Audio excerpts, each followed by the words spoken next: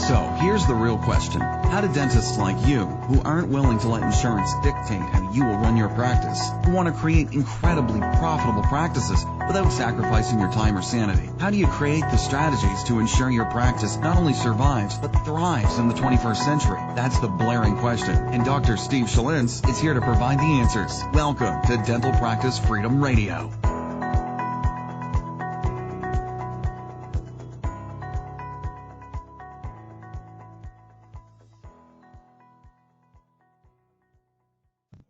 What's up, everybody? This is Dr. Steve Schalintz. I want to welcome you back to another episode of Dental Practice Freedom Radio. I hope you guys are doing good. This is Labor Day weekend. I just got back from a trip for 4 days and get to enjoy my Monday and then get back at it. And gearing up for the Dentistry's Got Talent speech, which is going to be so excited. I'm so happy to be able to do that. And I'm actually going to put a link in the bio here. So if you guys have not registered for that event, I will tell you it is an amazing, amazing event. Elijah Desmond, who is a hygienist by trade and an entrepreneur, has put the whole Smiles at Sea concept together. And it's just such a cool, not just the Dentistry's Got Talent, but the whole aura around it. And being able to take two great things, getting on a boat and going on a cruise, and then mixing it with Dental CE, and to get 26 different speakers together in a TED Talk style format, 10 minutes apiece, and you get to vote for who you want to win, and then they got judges, and it's just like America's Got Talent, but for dentists. So if you guys have not registered, go to the link in the bio about this episode, and you'll be able to get go ahead and register for that if you have not done that. And vote for me, obviously, right? So, but anyway, one of the things that I wanted to talk about today, you guys know that I'm very entrepreneurial by nature, and I have a group on Facebook called Creating Online Income for Professionals. And I just am in the process right now of launching a second podcast. It's going to be completely separate from dentistry. It's all going to be about entrepreneurial endeavors and what it takes to be a successful entrepreneur in the 21st century. And I by no means have everything mastered, but I've learned a lot of stuff in the last few years from amazing mentors and coaches. And I wanted to be able to share that with you all.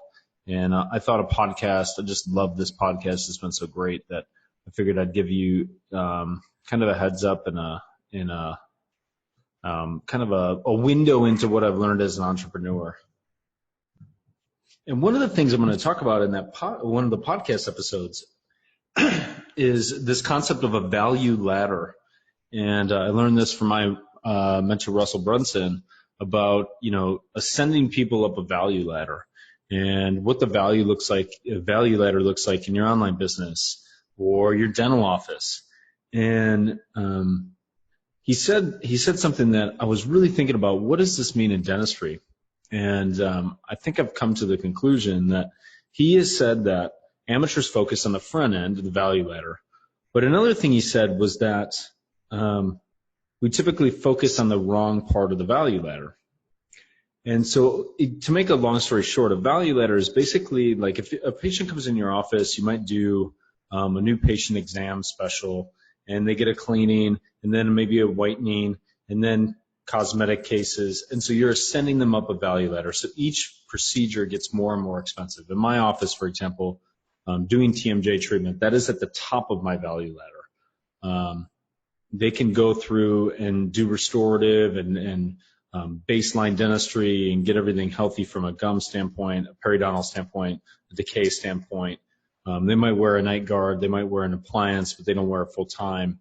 And then when they're ready to ascend to the next level, which is obviously full mouth rehabilitation if they need it. I mean, obviously they need that, but that is the high end of my value ladder.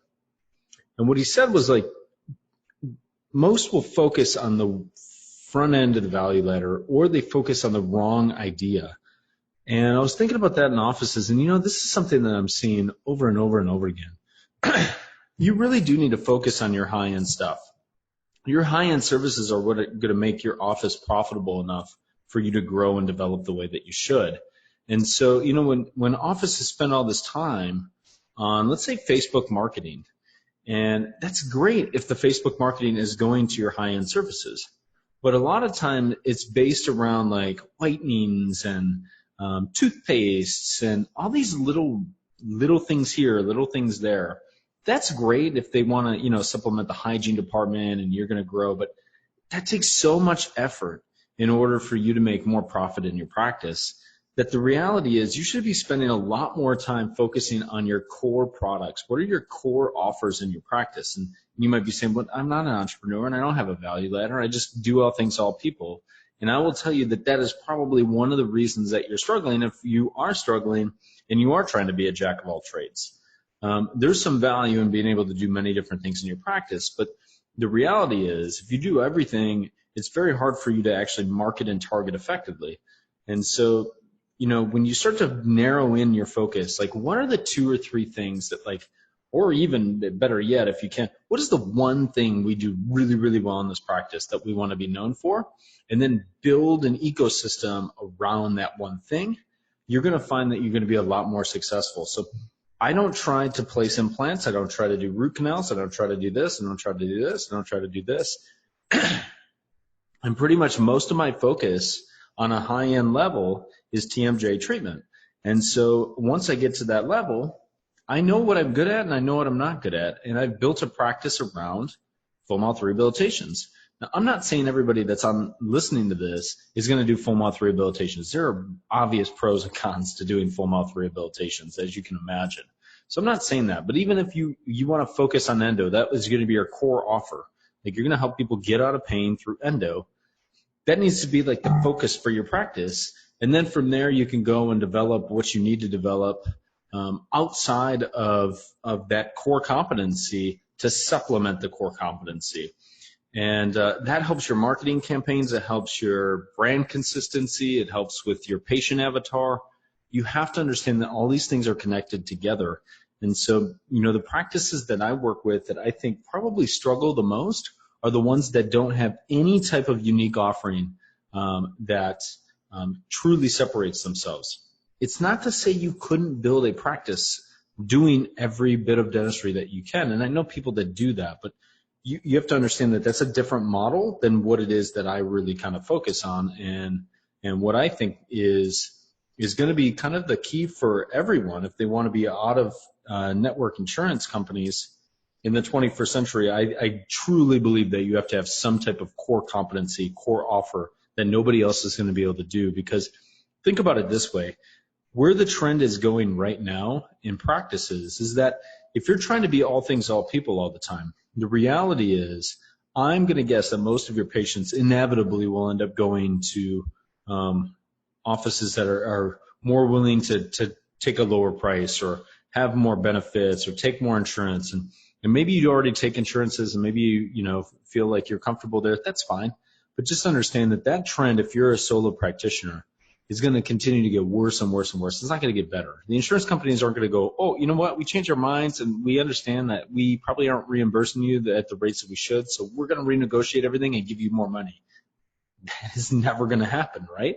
So you have to understand that when you start this, you have to focus on your core competency, and that needs to be your core offer, the thing that we got to develop in a system around this, rather than try to focus on the low-end stuff, the social media campaigns, the free whitenings, the Zooms, whatever the stuff may be, right? I'm not saying that's good or bad. I'm just telling you that if it was in an ideal situation, if you were to tell me, hey, you get to focus on one thing, you're going to focus on trying to get everybody in your practice to do a free whitening or a low-cost whitening, but you'll be able to do some level of profit. You just have to do it on every patient. Or one patient a month, you're going to try to get them into a $15,000 or $25,000 case with the clinical skills you already know that you have.